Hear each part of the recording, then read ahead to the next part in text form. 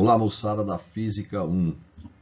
Estamos iniciando a revisão da aula 8, lançamento oblíquo no vácuo.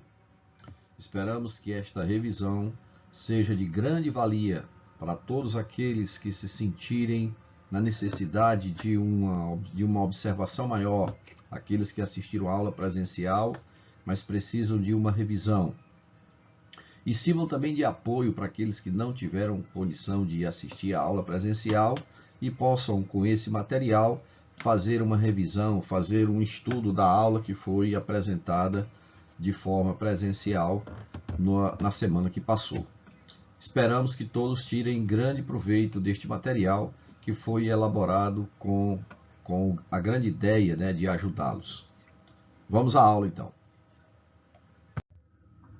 O lançamento oblíquo no vácuo. O que é o lançamento oblíquo? É uma composição de dois movimentos simultâneos, ou seja, semelhante ao movimento de um barco dentro de um rio, sob a ação da correnteza, que nós já estudamos na aula anterior. Então, é um movimento horizontal com velocidade constante, tendo em vista que não há aceleração na direção horizontal, e um movimento vertical para cima e para baixo, sob a ação da gravidade. Então, observe um exemplo do nosso dia a dia, Um atleta de golfe, ao dar uma tacada na bola, tendo como objetivo, levar essa bola a cair numa caçapa, num buraco que se encontra a alguns metros, à frente da posição onde se encontra a bola inicialmente. Então veja que essa bola vai descrever um arco de parábola sobre a ação da gravidade. E aí nós vamos decompor esse movimento nas componentes horizontal, eixo X, e na vertical, eixo Y, para que a gente possa equacionar cada um dos movimentos de maneira mais fácil. Vamos então decompor a velocidade inicial. Primeiro observe, Observe que a bola está numa posição onde nós colocamos propositalmente, na origem do sistema de eixos, o eixo XY. A bola está na origem do sistema de eixos, ela vai ganhar uma velocidade inicial que é oblíqua em relação à horizontal e vertical. Nós vamos trabalhar com um ângulo na horizontal, Posteriormente, esse ângulo será colocado. E aí, sobre a ação dessa velocidade inicial, ela vai então entrar em movimento e, pela ação da gravidade, ela vai descrever o arco de parábola. Observe a imagem, Observe o movimento da bola até atingir a posição oposta, no solo, Ou seja, ambos, o lançamento e a posição de queda na mesma horizontal, tá? Vamos fazer então o seguinte. Primeiro, determinar o ângulo, de lançamento, que a gente vai chamar, esse ângulo θ0, esse ângulo θ como sendo o ângulo de lançamento, o ângulo de inclinação da velocidade inicial. E vamos decompor a velocidade inicial nas componentes horizontal, que a gente vai chamar de V0 na direção X, e a componente vertical, que nós vamos chamar de V0 na direção Y. Observe que a bola, ao longo do percurso, parabólico, ela vai passar por um ponto de maior altura em relação à horizontal, Maior distância que ela vai atingir na vertical em relação ao solo, considerado horizontal. Se ela atingiu a maior altura nesta posição, significa dizer que na direção vertical ela não tem mais velocidade. Veja, na hora do lançamento, ela tem uma velocidade oblíqua, o que nos permite decompor essa velocidade V0 em duas componentes, uma vertical e a outra horizontal. É a componente vertical que vai fazer com que a bola suba verticalmente. É a componente horizontal que vai fazer com que a bola se desloque horizontalmente. No ponto de altura máxima da trajetória, observa-se que a velocidade da bola é zero. A velocidade da bola é zero. ok? Então, ela só vai ter velocidade horizontal, olha, V0 na direção x. Por quê? Porque se a velocidade na direção horizontal fosse zero, ela cairia verticalmente aqui. Como ela não cai verticalmente, ela segue ainda a trajetória, né, o arco de parábola, significa dizer que ela ainda tem velocidade horizontal. Como não há aceleração na direção horizontal, essa velocidade, essa componente horizontal de V permanece constante. Tá bom? Então, decompondo a velocidade V0, nós vamos encontrar a componente horizontal, é o cateto adjacente ao ângulo θ, e a componente vertical é o cateto oposto ao ângulo θ. Então, o V0 na direção y é V0 seno, e o V0 na direção x é o V0 cosseno. Com isso, eu posso encontrar o alcance. O que é que a gente chama de alcance? A distância horizontal medida entre o ponto de lançamento e o ponto de queda.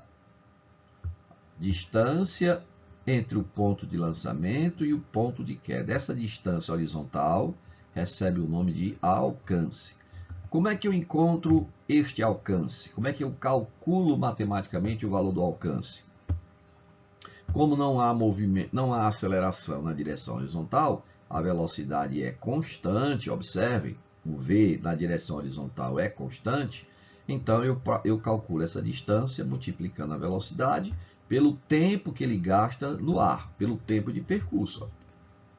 Então, nós precisamos calcular o tempo de percurso, que nós faremos utilizando o movimento na vertical, né? Para calcular o tempo de percurso. Substituindo V0x por V0 cosseno de θ, a gente fica com a expressão do alcance, né? Então, o alcance é V0 cosseno de θ vezes o tempo, ok? Vamos então estudar o movimento na vertical. Na vertical, nós temos o tempo de subida e a altura máxima, para que a gente faça esses cálculos. Observe a imagem. Está aqui a trajetória da bola e ela vai atingir a altura máxima exatamente nesse ponto. Como é que eu faço para calcular o tempo que ela gasta para sair do ponto de lançamento e atingir o ponto de altura máxima? Ora, na altura máxima, nós vimos que a velocidade é zero. O Vy é zero na posição de altura máxima. Então, eu posso calcular a altura máxima utilizando o movimento, a equação da velocidade, V igual a V0 mais AT, na direção vertical. Daí eu colocar esse índice Y, né? Para lembrar que essa equação tem que ser aplicada na direção vertical. Exclusivamente na direção vertical, onde eu tenho a velocidade inicial, V0y, onde eu tenho o g, que é para baixo, e eu tenho a velocidade final na vertical, na altura máxima, que é zero. Então, Vy igual a V0y menos gt, eu vou substituir o Vy por zero, o V0y por V0 seno de θ, que já foi calculado, né? Já foi calculado na imagem anterior, menos GTS. Esse TS é o tempo de subida. Então, isolando o TS, né, eu vou encontrar aqui o TS, o tempo de subida, é V0 seno de θ sobre G. Para calcular o alcance, a altura máxima, eu posso usar a equação de Torricelli. Veja, V ao quadrado igual a V0 ao quadrado mais 2A delta S.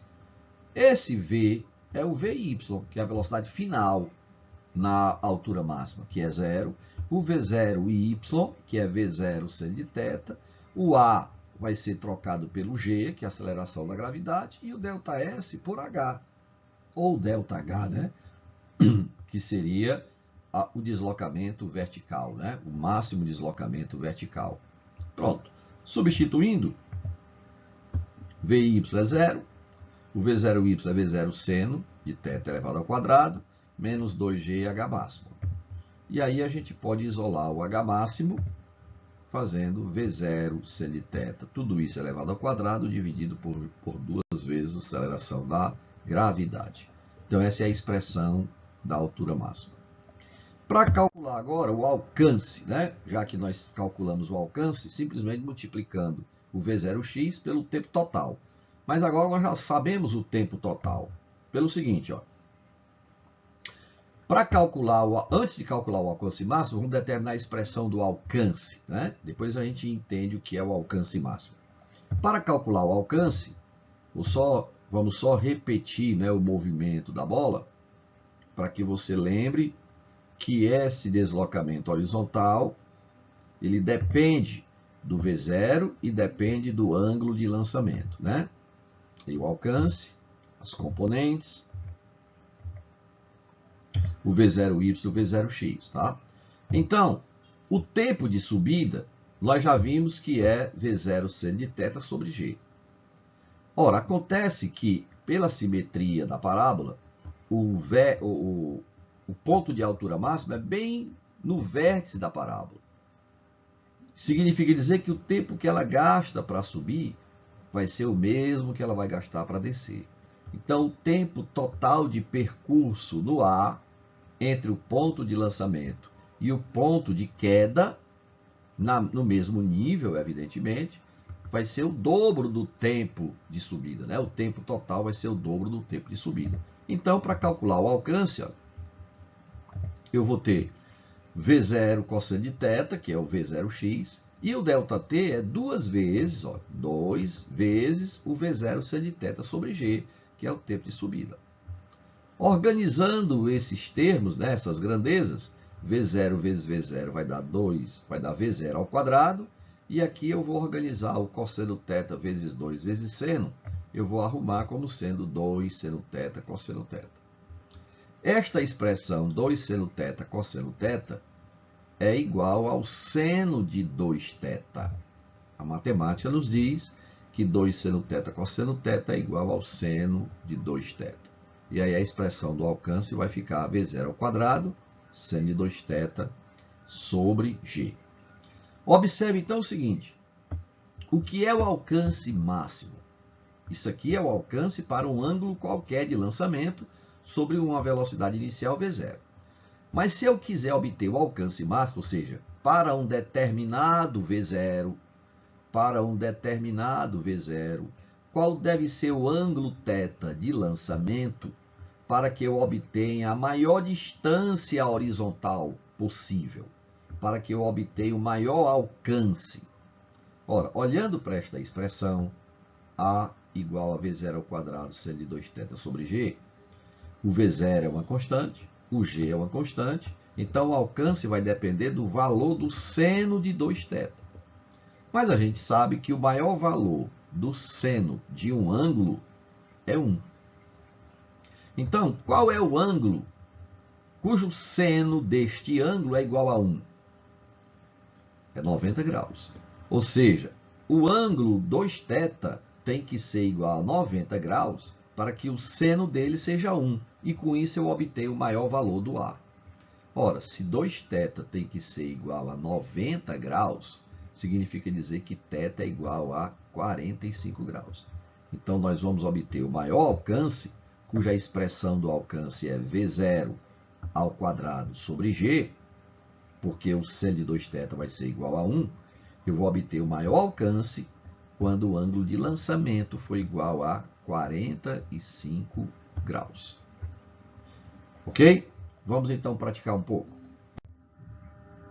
Um corpo é lançado obliquamente no vácuo, com velocidade inicial de 100 metros por segundo, numa direção que forma com a horizontal um ângulo θ, tal que seno de θ é 0,8, cosseno de θ é igual a 0,6, adote a gravidade 10 metros por segundo ao quadrado e despreze a resistência do ar. Determine o instante que o corpo atinge o ponto mais alto da trajetória, determine a altura máxima atingida pelo corpo e determine um alcance para esse lançamento. Resolvendo. Vamos ver aqui os dados, né? V0, 100 metros por segundo, seno de θ 0,8, cosseno de θ 0,6, gravidade 10 metros por segundo ao quadrado. Vamos então calcular o tempo de subida, que é exatamente o instante que o corpo gasta, né? O tempo que o corpo gasta para atingir o ponto mais alto da trajetória. É o tempo de subida. Você pode usar aquela equação, né, do tempo de subida. Isso aqui são os dados que a gente precisa usar, né? O V0, o VY tem que ser 0 na altura máxima, o V0Y é V0 seno e o V0x é V0 cosseno. Para calcular o tempo de subida, você pode usar aquela equação do tempo de subida, V0 seno de θ sobre g, ou, se você não lembra, use a equação básica, né, da velocidade. Olha. Vy igual a V0y menos gt. O Vy é 0, o V0y é V0 seno de θ menos gt. Esse t é o tempo de subida. Substituindo os valores, né? O V0 é 100, o seno de θ é 0,8, o g é 10. Fazendo as continhas, nós vamos encontrar 10 vezes o tempo de subida igual a 80, logo o tempo de subida vale 8 segundos. Você poderia obter esse mesmo resultado se você usasse direto aquela equação, né? Ó, V0 seno de θ sobre g. Veja, dá evidentemente o mesmo resultado, tá bom? Então memorize, o tempo de subida vale 8 segundos. Nós vamos precisar desse tempo para calcular o alcance, né? Vamos então agora para a altura máxima. Para calcular a altura máxima, a gente pode aplicar diretamente a equação de Torricelli, ó. Ou usar a equação da altura máxima, né? V0, seno de θ, tudo isso elevado ao quadrado, sobre 2g. Se você não lembrar, venha para a equação básica, né? Que é a equação de Torricelli, olha, aplicada na direção vertical. Substituindo, né? Veja, o Vy é 0, o V0y é V0 seno de θ, tudo isso elevado ao quadrado, menos 2gh. Logo, 2gh máximo é V0 seno de θ ao quadrado. Substituindo, V0 é 100, o seno de θ é 0,8, tudo isso elevado ao quadrado, dividido por 2 vezes 10. Vai dar 80 ao quadrado, que dá 6.400, e 2 vezes 10, 20. 6.400 dividido por 20, 320 metros. Essa é a altura máxima. Vamos então calcular o alcance. Para calcular o alcance, é só usar a expressão do alcance, V0 cosseno de θ vezes o tempo total de movimento, o tempo total de voo, que é 2 vezes o tempo de subida. No caso aqui vai ser 16 segundos. Ó. 100 vezes 0,6 vezes 16. Tá? Então, 60 vezes 16, 960 metros. Esse é o alcance do movimento. Moçada, com isso nós concluímos a revisão sobre lançamento oblíquo, decompondo o movimento na direção horizontal e vertical. Esperamos que todos que assistam esse vídeo consigam fazer uma revisão criteriosa e que possa ser de grande valia na resolução dos exercícios para que você possa memorizar os conceitos e adquirir confiança na resolução de questões. Nos encontramos, se Deus quiser, em sala de aula na próxima semana. Tchau.